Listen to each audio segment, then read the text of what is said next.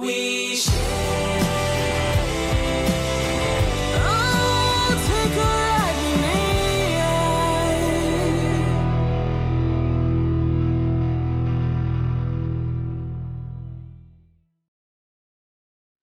Today's episode is brought to you by Bekonta. Bekonta, buy, sell, and store crypto. Visit bekonta.com for more info. Hello everyone, my name is Seth Reuben. I was born in the family of 5 and I am the number 4. I was born in Maiduguri. I think it's state now that most people don't want to hear the name due to the insurgency, but I give glory to God because it is really an awesome state, full of potentials. Immediately after I was given birth, after a year, we moved to Bauchi, where I attended nursery and primary school in Kagadama. After like 4 years, we moved back to Gombe, which was my state of origin, where I attended nursery and primary school Lapan for like 4 years also. In my primary 4, we moved back to Kaltingo, where I attended Ekwa Nursery and Primary School Kaltingo, and that's where I completed my primary education. It was really an interesting moment from nursery school to primary school. Anyway, it's just full of child's play, peer group, and all of that. After that, I went to SS1 in Bedni International College, where I did my SS1, SS2 to SS3, and I was lucky. I finished as the senior prefect there. Where life begins to make meaning to me, it was when I was in SS2, when we are about to make a career choice.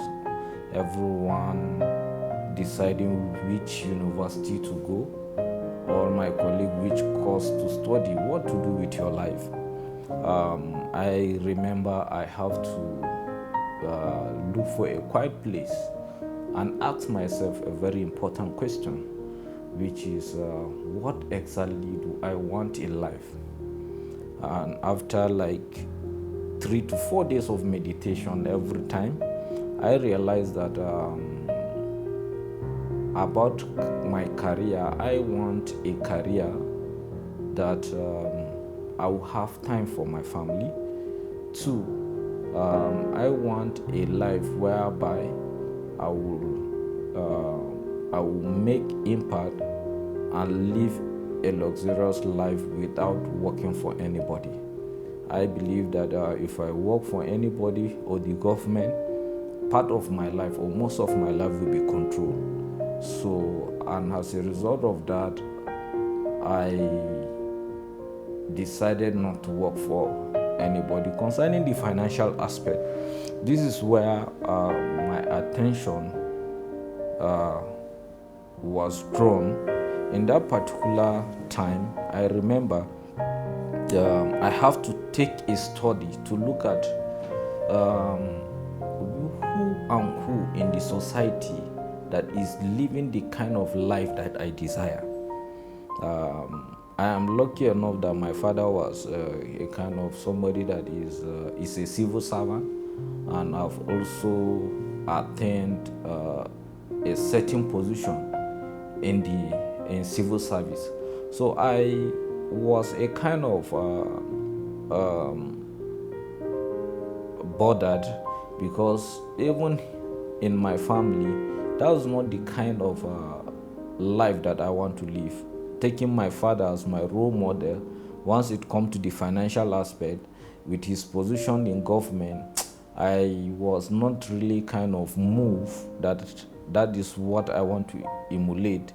or deep something within me tells me that I need something far better than this.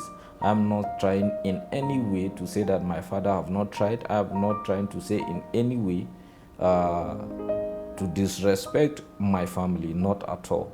But I'm just trying to express my desire. Just like I've said, I need a life of luxury, life of wealth, and also life of influence, and most importantly, life of impact.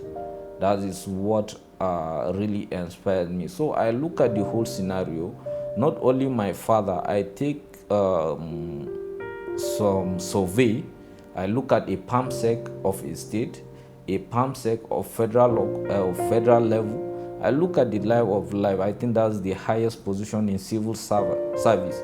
So I look at the kind of life they are living, and I compare it to what exactly is in the picture of my mind. Still, I was not really satisfied, both financially and also in relationship wise. So I like, just like I've said, all these things is taking place in my SS1, SS2. By then, that was 2000 and that was 2005, 2006 through 2007. So then my survey, as I was meditating, God joined me with a friend, and he gave me a book, The Richest Man in Babylon, which was a financial book, authored by George S. I have forgotten the last name, or something this thing. So I read the book very well over and over again. That's when I decided that I would be an entrepreneur. That's when my eyes was open that what actually will fit in to my lifestyle is entrepreneurship.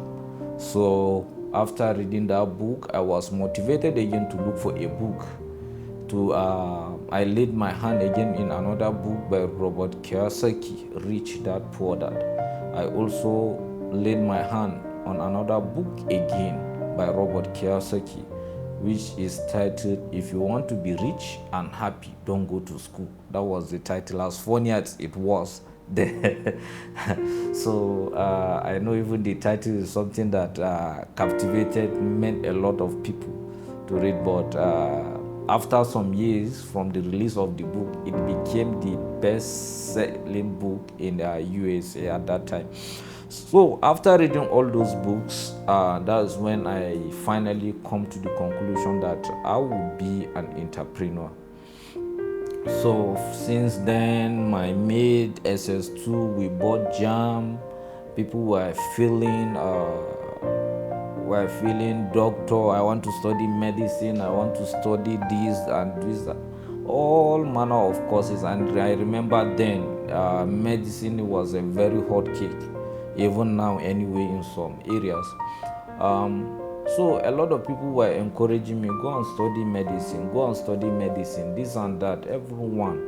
But I know what I wanted, so that was not my line of interest. I just decided in times of education to move with technology then. And I remember the trending course then, or the new course that is related to technology that I see it very relevant was in the area of IT. So I decided to study to go for computer engineering. 2008 I went for remedial in University of Maiduguri, back to where I was born. So after my remedial, I got an admission into my part 1, and I was lucky enough to get the course that I wanted, which is computer engineering.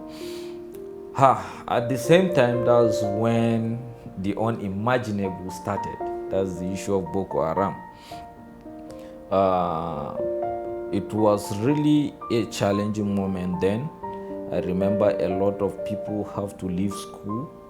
A lot of people lecturers have to leave school also, have to change university due to the insurgency that is going on. and it was very tense. I think I was not a kind of student that is given education a priority then, because I know what I wanted. So after that, after the insurgency was so severe, I decided to leave school.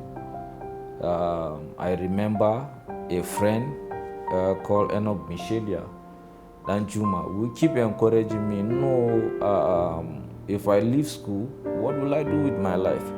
If I leave school, there's no future for me. If I leave school, how will I cope in the community, in the society? And a lot of encouragement upon encouragement from different angles. A lot of people will come to me and try to encourage. I said, imagine this kind of insurgency. If today I cannot risk my life in Meduguri, in this state, with all the insurgencies because of education. After all, I don't intend to using my certificate. I made that decision since before I joined the university, and all the people that are closer to me know it very well. Especially my classmates. They know. I used to tell them, I'm not schooling because I need this certificate, and I'm not saying this because I have one inheritance. No, but I know deep within me that what I wanted is to be a business person. So I continue in that path. So I did not take study seriously, despite the fact that glory be to God anyway, I always perform a little according to my own capacity, at least not to fail, but not that it is a priority to me. I take school as a medium whereby you connect to people. One thing that keep me in the university, I realized that it is a community whereby you learn a lot of things apart from education, apart from the certificate you are pursuing. University is a place whereby you learn, you meet different people, different culture, different understanding, and you see how you can fit in those areas. Glory be to God, due to the university, there is no, I don't think, a single state. If there is, it will be one or two that I don't have a friend, if I go there, that I will relate with. So it broadens my mind. It gives me a scope of the entire country, Nigeria. I have friends from South. I have friends from the Southeast, Southwest, Northwest, Northeast, all the 6 political zones. I have people over there, and I see different culture. I see how the way they do things, their perspective, and how you can fit in, not to go against anybody's culture. And that after school, it really helped me a lot, because I'm a person that loves traveling. I traveled to a lot of states, and due to my past experience, what I have learned from the university, I was able to fit into every society that I move in. And another thing, my network really expand due to that.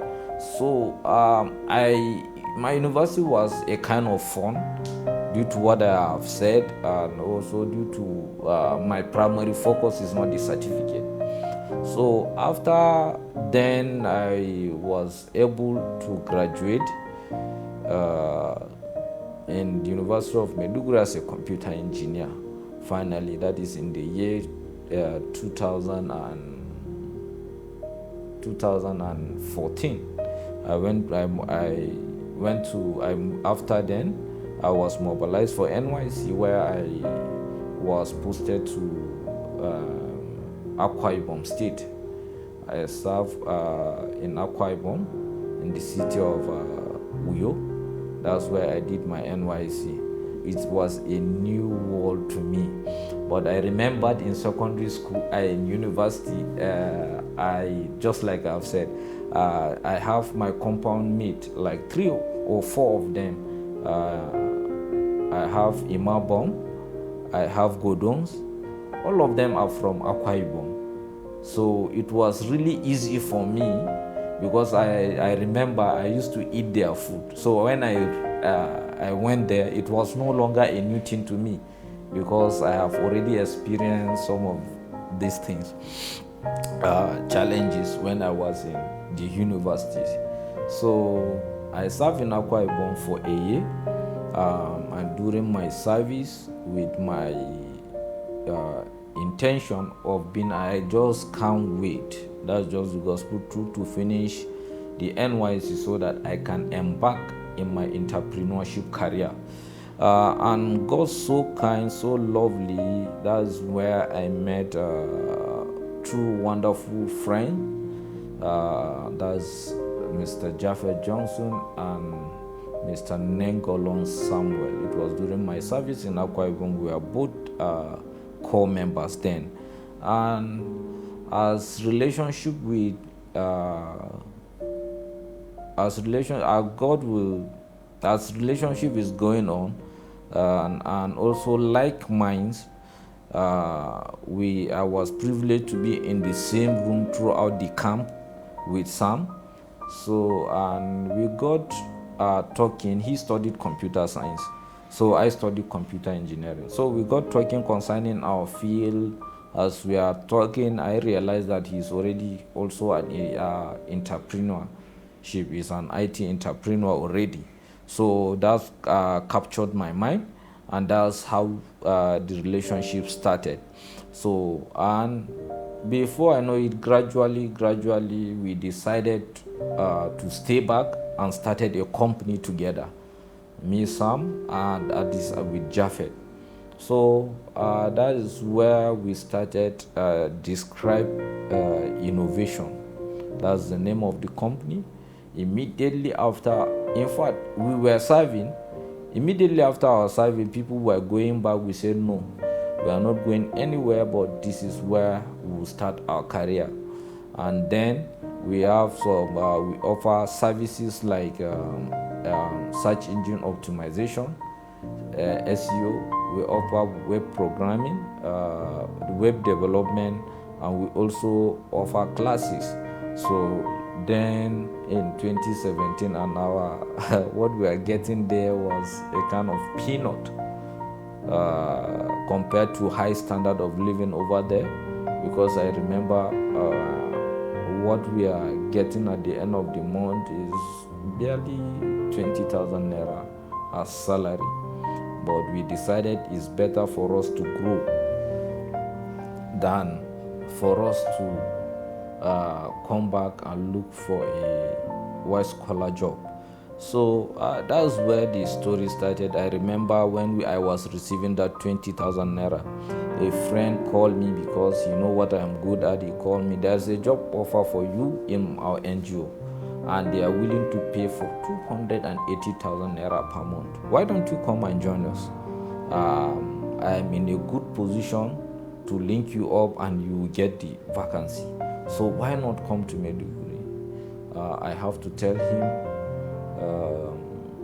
thank you so much. I really appreciate your kind gesture, but I don't think I'm wired towards working for somebody or for the government. So I believe with time, I know my income will grow. So that is how I rejected that offer.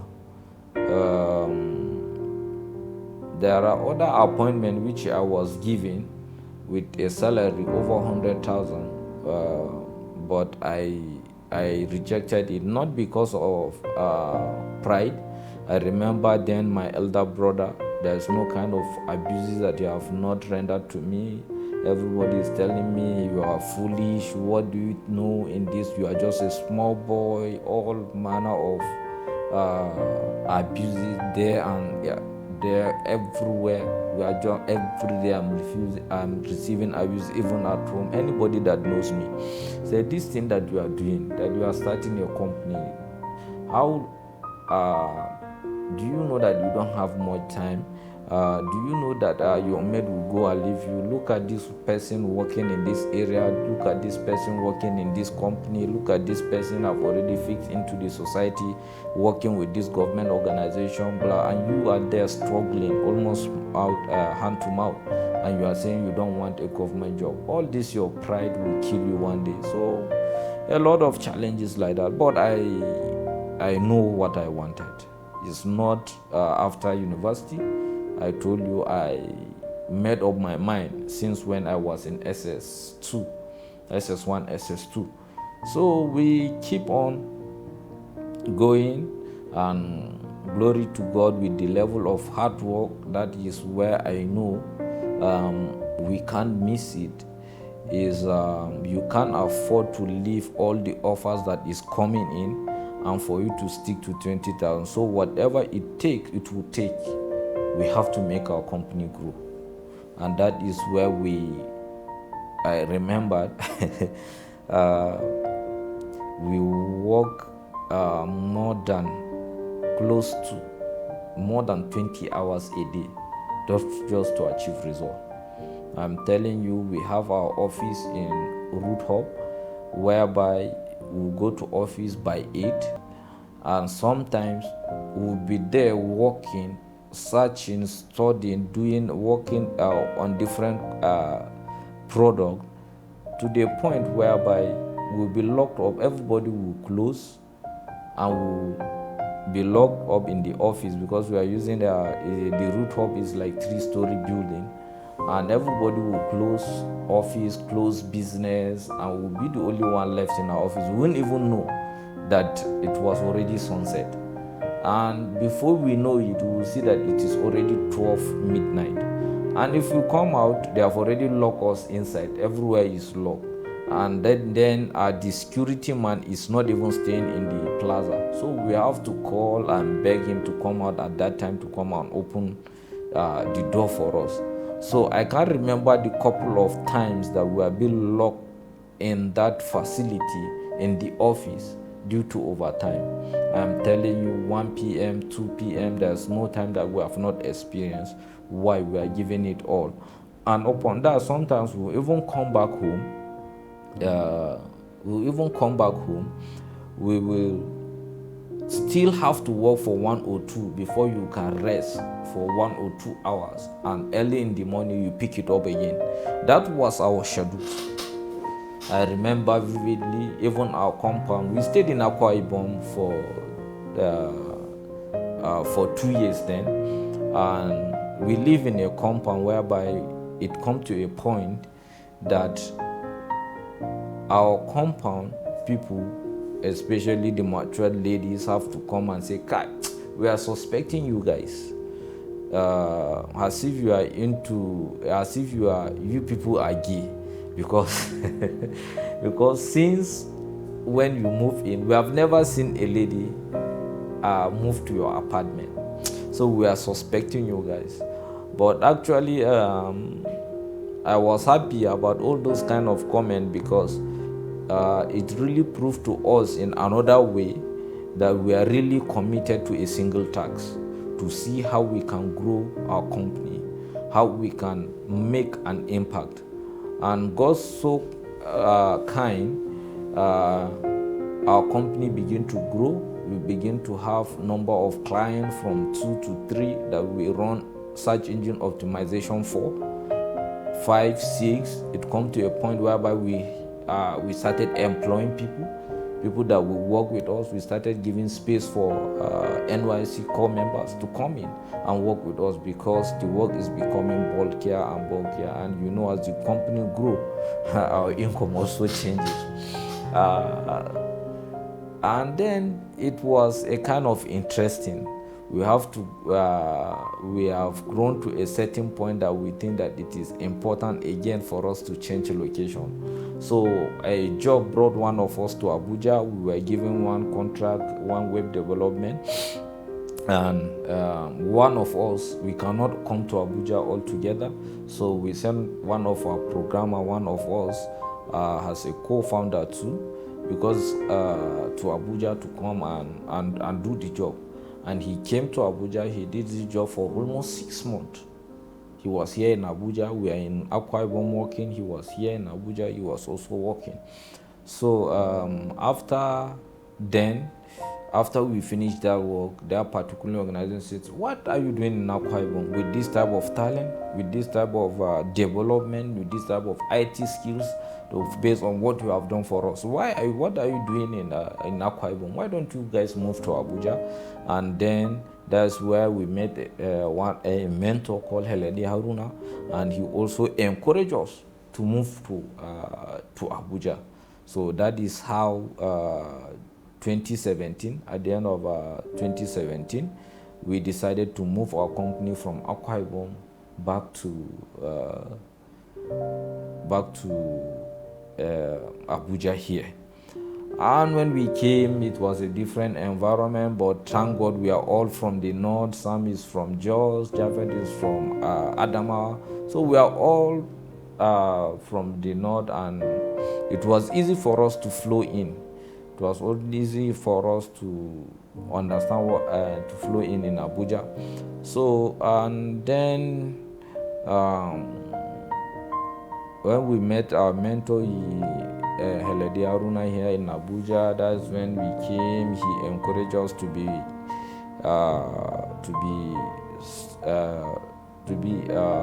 for us to be studying. He encouraged us to study very well, that leaders are leaders. You can't make an impact without reading. So that opened a new scope again. So, and that's what made us to spend a lot on research and development. That's H&R. And due to that, it really expanded our mentality, both financially and spiritually, and also in relationship likewise. So then, as we are going, we started a company again, Me to Work, called Me to Work.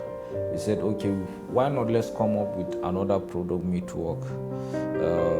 We started Me to Work. Me to Work is all about connecting people that want to work and people that are looking for workers, just like Fiverr, if you know Fiverr.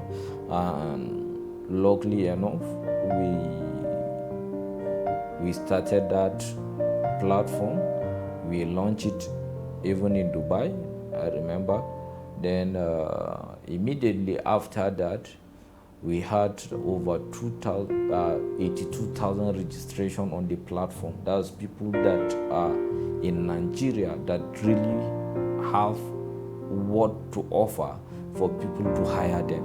And it was an amazing platform. It really shows us how the youth are willing to work, how different skills we have in this country, but there is no job anywhere. So, but we are very happy, and due to the high financial demand of the platform, we were unable to continue with it. We have to hold on. I think I will not call it a failure, but it is another feedback that we have to re-strategize and come back strong again for it. As I'm talking to you up to now, Me to Work is still down, but we are still praying God will give us the financial resources and the capability to go back to it. Then after Me to Work, we came up with one powerful platform, which is BitPesa. Now it is called BConta. It is an exchange whereby it's an exchange platform whereby people that want crypto will go there and buy crypto and exchange it, use Naira to get crypto and give crypto to get Naira, so vice versa. So we came up with that platform, and it has been growing and it has been going fine. We thank God for it, and I think up to now BConta is still running smoothly. Just a way of recap, I remembered after making that decision in my SS1, SS2, that I wanted to be an entrepreneur. And immediately after my secondary school, after we graduated, I started, I said, what can I do? Let me start practicing this entrepreneurship. So I remember then I went into poultry. I started with 20 beds, that is broilers. And first, almost all of them died.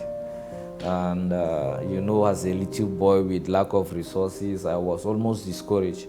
But I said no, maybe based on what I have read so far in the books that I have said, the richest man in Babylon, rich dad, poor dad, and also this thing. So it's not something for me to give up. I try it again with 20 bed again, but this time it was successful. And I think that was my first entrepreneurship experience. So from then I took the phone. I said, wow, I redo it again. Now I increased the capacity to 30. I added 10. So and that was during December, and I was able to, they were able to, the broilers survived till the end, and I was able to sold all of them. I sold all. Immediately after that, that's when I got admission. So I was having like a chicken change, and I said, let me invest. I have a friend then, my brother friend, who is also good in business, and he has been doing it for a long time. I decided to give him my phone, my brother's phone, for me to invest so that I'll be getting return. Then, and I gave him the money, and everything was going fine. So due to what I wanted, I was very happy. I would lie to you, my experience when I did that. Wow. So when I went to the university, I was just preaching it to my friends, everybody that I met. There's a part, apart from this education, there is another part, entrepreneurship, and it is very lovely. Why don't you come and join me? This is what I have done so far. This is the return. And I met a wonderful friend, Adamu. Adamu then was kind of is having a very come from a wealthy background anyway, and due to the returns that I'm receiving from my friend that I gave him that money, my own money, I said, why don't you bring something? Adamu, let's give it here so that we give you return. And by then, Adamu was able to bring 1 million naira, and I gave it to my friend. So everything was moving fine. Adamu was getting return, I was getting return. All of a sudden, I think after my 300 level, I came home. After some months, there is no return. So I have to go and check on my brother's friend that we gave him the money. What's the story? I met him. He was very devastated. He was in a stage whereby everything have collapsed. I remember I told you I encouraged a friend that gave me 1 million to that business and put that business. So Adamu was on my neck. Remember, you are in the university, you have never have a whole 400 or 300,000 naira of your own, and somebody is on your neck for 1 million. So it was really a very serious thing concerned for me. I was really demoralized. I was really kind of devastated. I said, which type of life is this? Had I known. So it was really a challenging moment. Adamu have to move. We have to come to my state, move this thing for us to come and see what actually happened. He came, and he insisted that I must give him back his money. So we have to go to my brother's friend. We have to involve the police, the security, to see how to resolve all the things. So then I was really a kind of discouraged concerning investment, concerning business. I didn't know that it was a very huge lesson in business to lose money. I didn't know that, and despite the fact that there is a way, if you lose money, despite losing the money, you still be convinced that the step that you are taking is the right one. There is another one that if you lose money, you know the step that you took was a wrong one. So it was really a kind of bad moment for me. I have to involve my family, my parents, and it was also a bad moment for them to see how to come out of it. But glory be to God, at the end of the day, something happened, we were able to come out of it. And that was the second, apart from my first poultry broilers that died, the second bitter experience in business. The pressure there was so intensive that I don't know how I survived. All what I care of by then is my reputation. So what will he say, my friends, and somebody that we are connected. So it was really a kind of demoralizing and also a painful moment. But thank God, at the end of the day, God intervened, and Adamu my friend was able to get back his 1 million naira.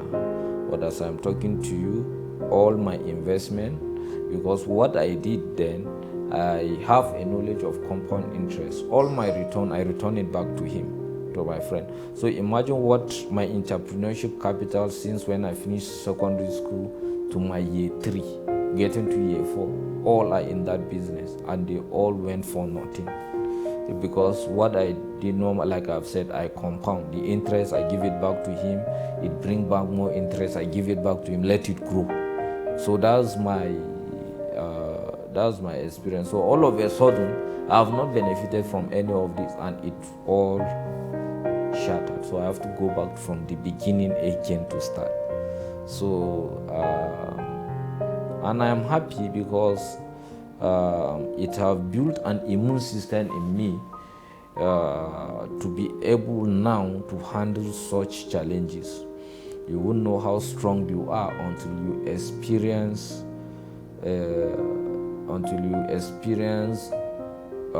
bad moment, or you enter into a situation whereby demand that to reveal who really you are to yourself. So there are a lot of that's why no matter what, I don't really castigate, I don't really talk about people that are in a bad situation, because most time we talk about people in their worst stage, in their bad situation, not knowing exactly how we can cope if we are in the same situation. We may even give up. That's why you hear a case of suicide, you hear a case of a lot of manner of atrocities, simply because someone is involved in a situation that is really demoralizing to him.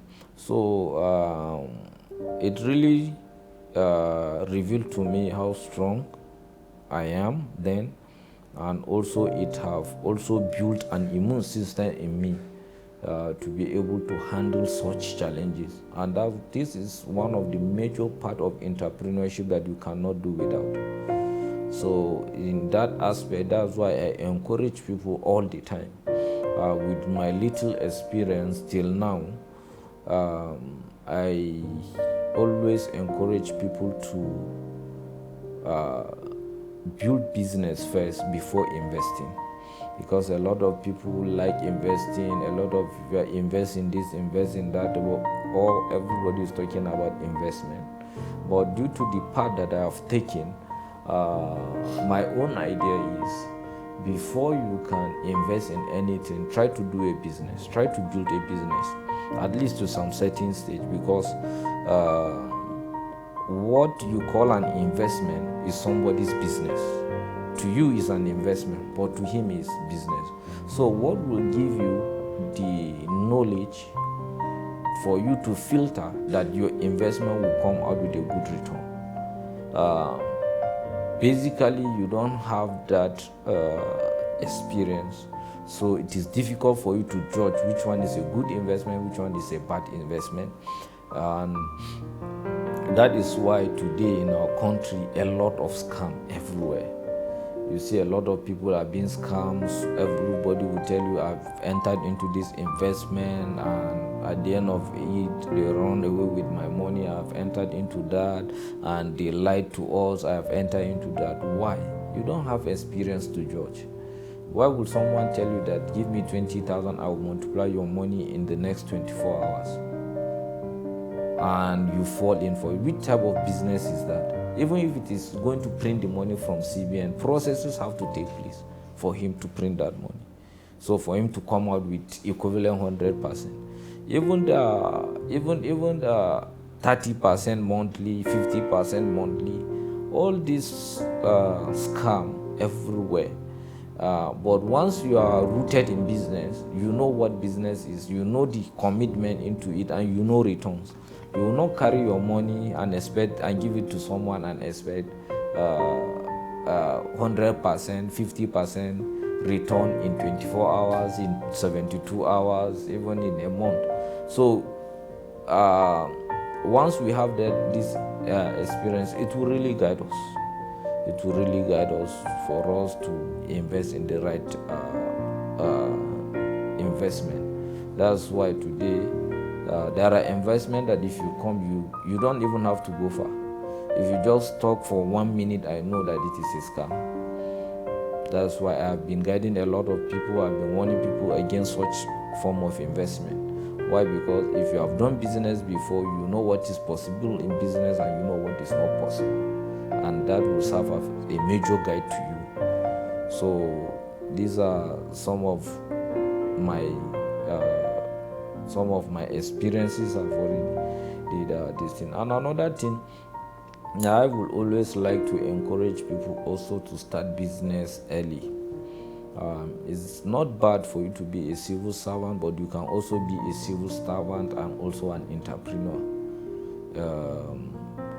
A lot of stories today that I look at it that is very pathetic, because whether you like it or not, you don't always succeed when you try something at the first time.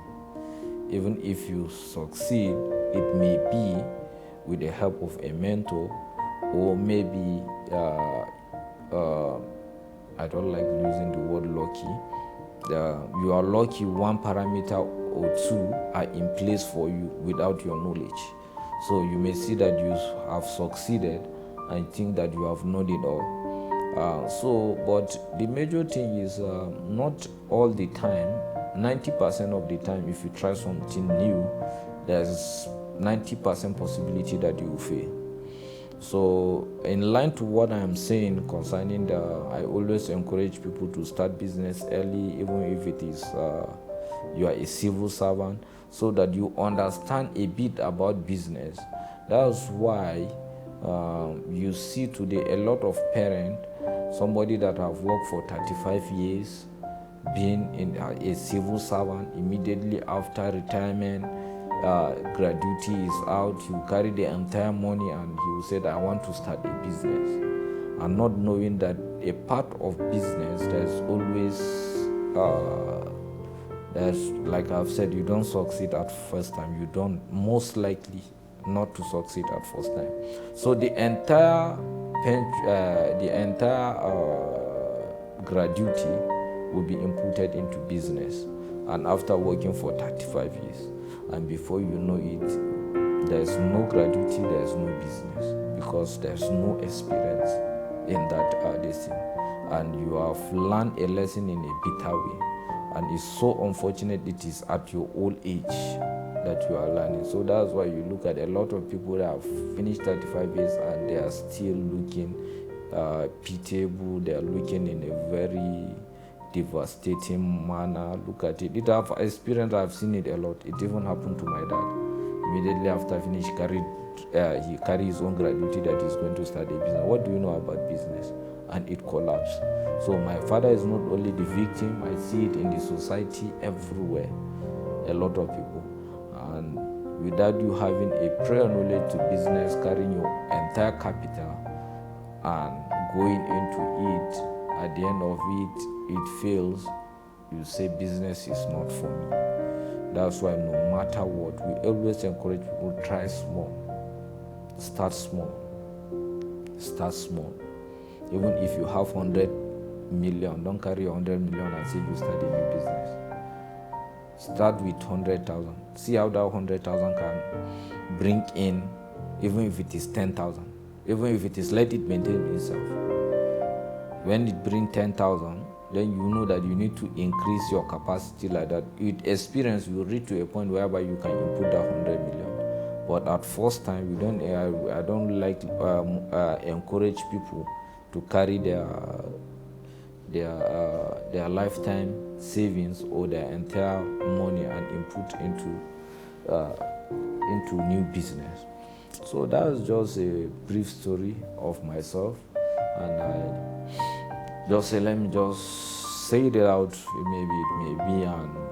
It may be inspiring to someone out there. Thank you so much.